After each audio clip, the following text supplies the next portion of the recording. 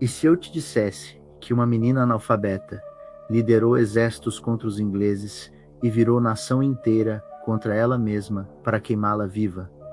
Não é história de heroína, é história de alguém que ouviu vozes, algo que convenceu um rei francês a acreditar, algo que transformou camponesa em general, algo que terminou em pira funerária. Joana d'Arc, 1412 a 1431, filha de fazendeiro, sem educação, sem poder, sem razão alguma para mudar história, mas ouviu vozes que ninguém mais conseguia ouvir, e isso foi o suficiente. A pergunta real não é se ela era santa ou louca. A pergunta real deve ser: qual é a diferença? 1412. Pequena aldeia de Domnême, França, não o coração da nação. Periferia, lugar tão insignificante que ninguém importante sabe que existe. Nasce Joana, filha de fazendeiro. Não há registro de nada especial sobre ela. Menina comum em tempo extraordinário, porque a França estava sangrando. 200 anos de guerra contra a Inglaterra, território dividido, poder fragmentado.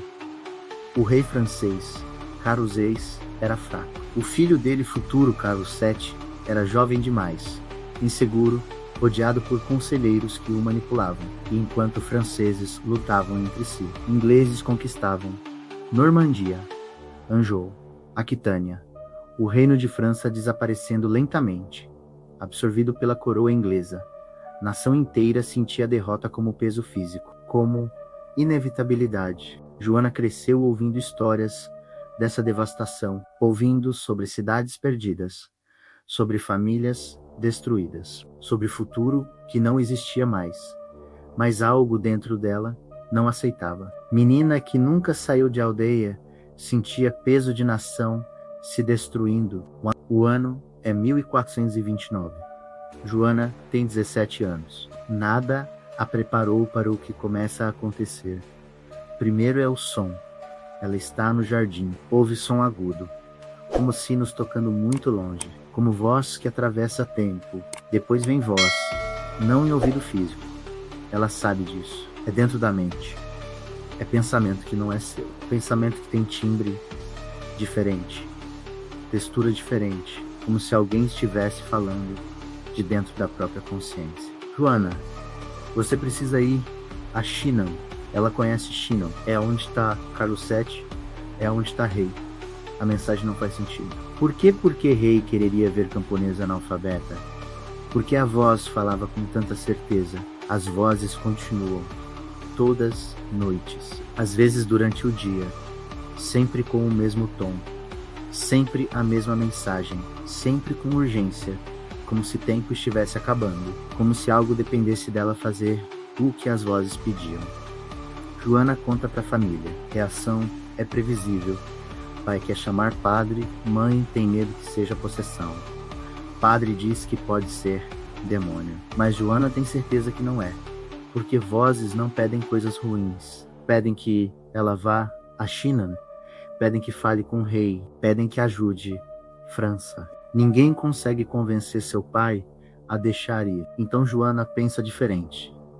Pensa em maneira que o faria deixar. Encontra um soldado que passava perto da aldeia. Soldado que tinha negócios em Vaucouleurs, cidade maior próxima. O convence a levar, diz que precisa ir, que tem visão, que Deus pediu. Soldado poderia ter rido, poderia ter recusado, mas algo na certeza dela o convence. Talvez fosse loucura dele, talvez fosse fé dele, talvez fosse algo no tom dela que não permitia negativa. Chega em Vaucouleurs e procura comandante militar. Diz que precisa falar com o rei. Diz que tem mensagem que mudará a guerra. O comandante deveria ter mandado embora, deveria ter preso por loucura, mas ouve e encontra algo na menina que o desconcerta. Clareza de propósito, ausência de medo, como se ela soubesse algo que ninguém mais sabia. Manda verificar sua história. Interroga vizinhos que viajam. Descobre que é realmente filha de fazendeiro.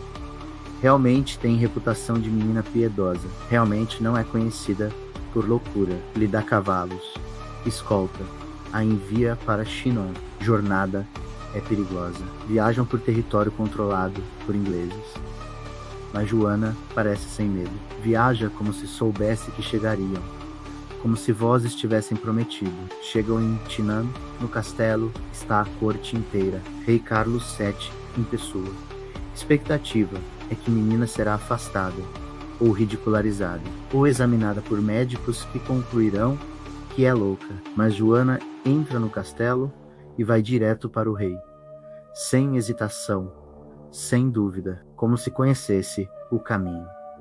E diz algo que muda tudo, diz que sabe algo que ninguém mais sabe, algo que apenas rei e ela conhecem. A história varia, alguns dizem que ela mencionou visão privada que Carlos teve. Outros dizem que ela descreveu detalhe de vida pessoal dele que ninguém poderia conhecer. Outros ainda afirmam que ela apenas olhou para ele e algo em seus olhos fez o rei perceber que estava diante de algo verdadeiro. Resultado é o mesmo.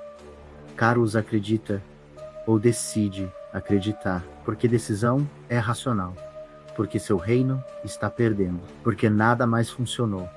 Então por que não tentar a menina que diz que Deus a enviou? Oferece o exército ou oferece um pequeno exército, porque o rei ainda é cauteloso, mas oferece. Joana pede uma coisa: armadura de guerreiro, pede para ser tratada como soldado, não como adivinha, não como profetisa, como soldado, e vai para a guerra. 1429.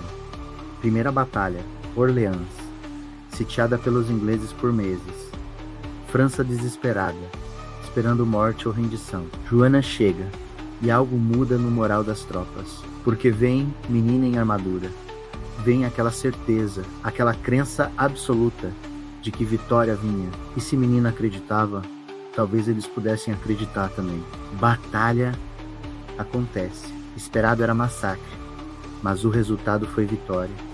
França venceu, sitiadores recuaram e Joana lutou. Não ficou de segurança. Lutou, levou lança na ombro, sangrou, continuou lutando. A notícia se espalha, não como vitória militar, como um milagre. Menina que ouvia vozes havia salvado França. Menina que ninguém conhecia havia feito impossível. Campanhas continuam. Reims, Troyes, Beauvais. Fortaleza atrás de fortaleza, caindo para exército francês. Onde Joana ia, vitória seguia, ou vitória a seguia, e ela ganhava crédito que talvez não merecesse. Talvez fossem generais competentes. Talvez fossem tropas reenergizadas. Talvez fosse mudança no moral que transformava a derrota em possibilidade. Mas o povo francês não via assim. O povo via menina, com vozes que salvavam a nação.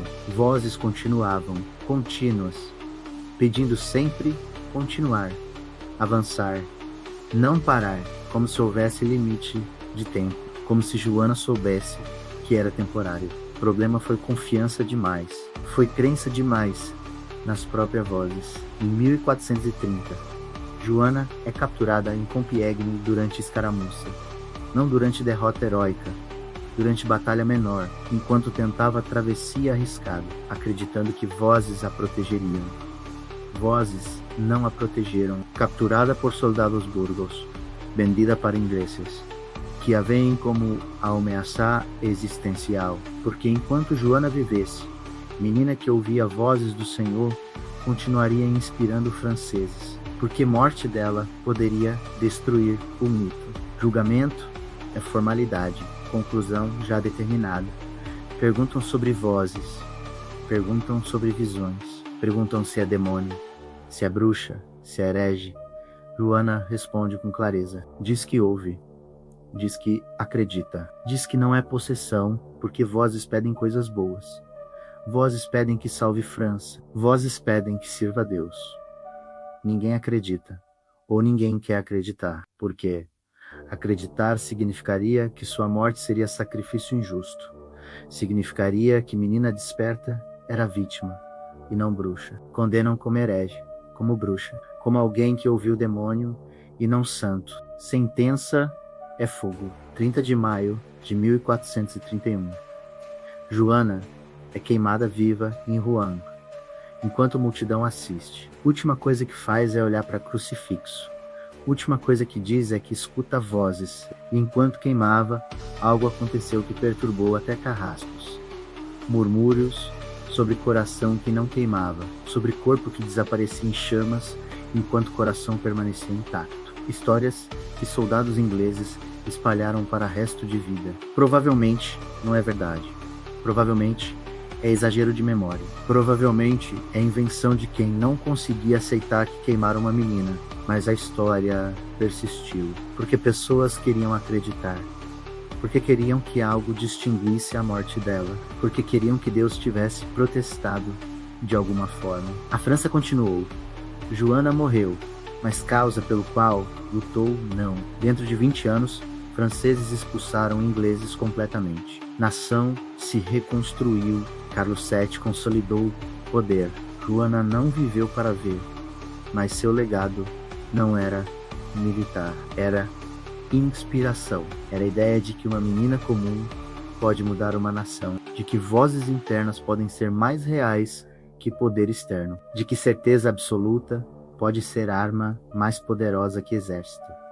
Hoje perguntam: Joana tinha distúrbio psicológico, esquizofrenia, epilepsia temporal? Médicos modernos discutem, listam possibilidades, propõe explicações, ou era realmente tocada pelo divino, escolhida, enviada, possuída por algo que transcendia a compreensão normal? A verdade é que ambas explicações funcionam, porque se tinha doença mental, então loucura a salvou. Porque se era divino, então Deus trabalha através de formas que parecem loucura, e talvez seja isso o que Joana deixou.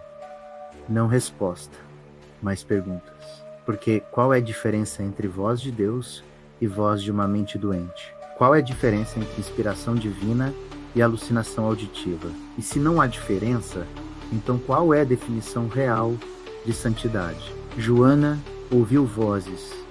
Vozes mudaram a história. Joana foi queimada por acreditar em vozes. A pergunta que fica é: as vozes eram reais ou apenas tão reais que não importava? Este conteúdo é baseado em registros documentados do julgamento de Joana d'Arc em 1431, arquivo histórico de Rouen, e testemunhas oculares da época. Sua vida militar, 1429 a 1430 campanhas, estão bem documentadas em crônicas francesas e inglesas. Historiadores modernos consultam registros médicos para diagnosticar possíveis condições neurológicas. Sua morte foi confirmada por relatórios de soldados ingleses que presenciaram